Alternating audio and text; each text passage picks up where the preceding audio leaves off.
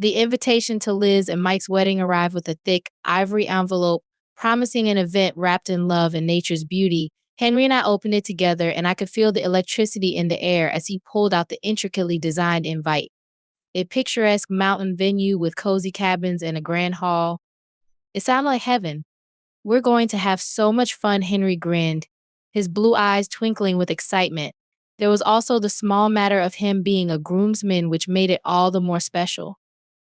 Fast forward a few days, and we were winding our way up the mountain road in Henry's old but reliable SUV. Henry kept one hand on the wheel and the other on my thigh, occasionally squeezing as the anticipation built.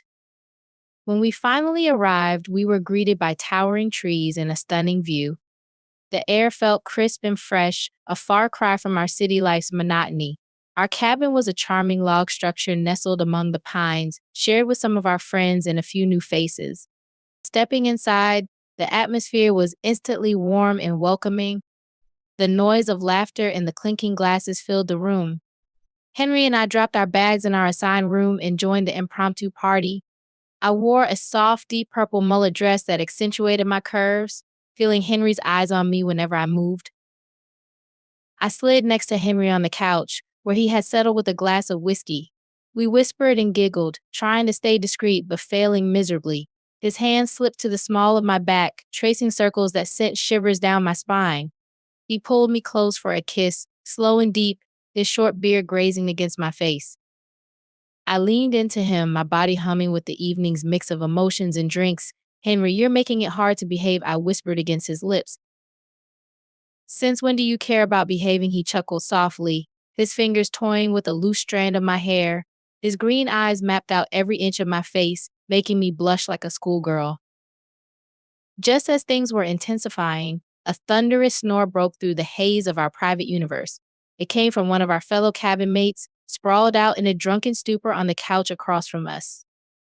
We broke apart, Henry laughing a soft, deep laugh that made my frustration melt. Well, he sighed. I guess that's our cue. I nodded, rolling my eyes, but smiling nonetheless. We bid goodnight to everyone still conscious, our room a sanctuary from the lively chaos. Once inside, Henry leaned against the door and pulled me to him again. As much as I wanted to stay lost in that moment, reality and the thin walls of the cabin reminded us where we were. One more snore from the other side alerted us we weren't as alone as we'd like to be.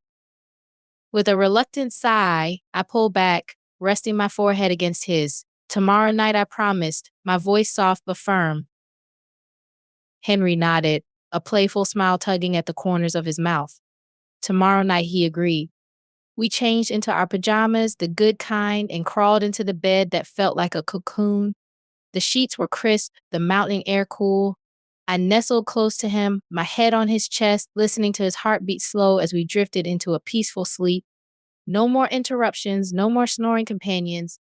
Just us, wrapped in the impending excitement of a wedding in the mountains, knowing that come tomorrow, we'd find our private little adventure. The next day started with an explosion of activity. The kitchen in the main cabin felt like the chaos of a bustling cafe, with half a dozen people trying to cram around the counter to toast bagels, brew coffee, and find that elusive jar of peanut butter. I ended up sandwiched between Liz's Aunt Patty, who was on a mission to make her secret recipe potato salad, and a guy I didn't recognize but who couldn't stop talking about his new CrossFit regimen. "Got it. I'll get the napkins," Henry told me, shooting me one of those patient smiles that make everyone else fade into the background. I watched him stride out the door, that confident walk making me momentarily forget that I was supposed to be making a list of food items we still needed. When he was out of sight, I heard snippets of conversation from the adjacent room. Another couple was laughing about their private cabin, practically gloating about the hot tub and the uninterrupted night they had enjoyed. I tried not to let it bother me, but it was like salt sprinkled on fresh wounds. It wasn't that I resented these friends of ours, I didn't even know them really, but the sting of what felt like everyone else's uninterrupted intimacy gnawed at me. But any jealousy or frustration had to take a back seat as Liz's cousin Anna shoved a clipboard into my hands. "You can help with the flowers, right? They just arrived, and we need to get them ready ASAP." I nodded, sending a last wistful look towards the door Henry walked out of, then made my way to the garden where buckets of blooms had been scattered. The scent was intoxicating, vibrant. I picked up a bundle of peonies, pink and plush, and began arranging them into centerpieces, each twist of the stem and petal centering me a bit. Through the day, I barely caught sight of Henry. He was busy playing the role of groomsman, deeply embroiled in tasks Liz and Mike had assigned to him and the rest of the bridal party. I threw myself into the preparations too, letting the whirlwind of activity keep my mind and hands occupied. Everything became a high-pitched hum pinning boutonnieres, fluffing ribbons, directing lost relatives to their correct rooms. It felt like no time had passed before the late afternoon sun dipped and the ceremony kicked off. The setting was like something ripped from a dream. Liz and Mike chose a grassy overlook with a stunning view of the mountains, the peaks painted orange and gold by the setting sun. Liz's dress flowed around her like liquid satin. I couldn't help but think she looked like some kind of fairy tale princess standing next to Mike, who kept nervously adjusting his bow tie until she arrived at his side. I wore my purple mullet dress, the fabric hugging my curves just right, my hair styled in soft curls that fell down my back. With every step I took, I loved how the skirt flared and flowed around me. Between my dress and the way Henry had kept stealing glances at me earlier, I felt a flicker of confidence. The ceremony was filled with laughter and heartfelt vows, everyone caught up in the magic of love, including Henry and me. He stood at the head table, looking devastatingly handsome and sending me winks that made my stomach flip. We were all seated at the reception soon after. I found myself at a table with a mishmash of attendees. Strangers, all of them, though by the third toast and halfway through my second glass of wine, it didn't feel that way anymore. Have you tried the Chardonnay? It's got this crazy citrusy finish, the woman to my right said, her cheeks flushed from the alcohol and excitement. Her name was Megan. I'd learned she'd come alone since her husband couldn't make it. Yeah, just had a sip, I said, noting the way the wine did have a refreshing bite. Who knew a mountain wedding could have this kind of fancy flair? Megan laughed, an open, friendly sound. Small towns always full of surprises and mystery, she added with a wink. We clinked glasses and conversation flowed easier. Laughs tumbled out in response to random anecdotes about everyone's adventures or misadventures leading up to the big day. Despite being surrounded by strangers, the environment started feeling warm, close. Henry glanced at me between his duties, and our eyes met often, each look carrying a promise for the night. By the time the platters were cleared and people began filtering onto the dance floor, that initial pang of jealousy didn't matter. I felt lighter, the earlier tension melting away as the mountain night grew darker and stars began to peek out. The reception was a blur of lights and laughter. My cheeks flushed from the wine, which had been flowing freely. I felt light, bubbly, as if I were glowing in my purple dress. Henry stood close, his presence a comforting anchor. Want to dance? He asked, raising an eyebrow with a grin.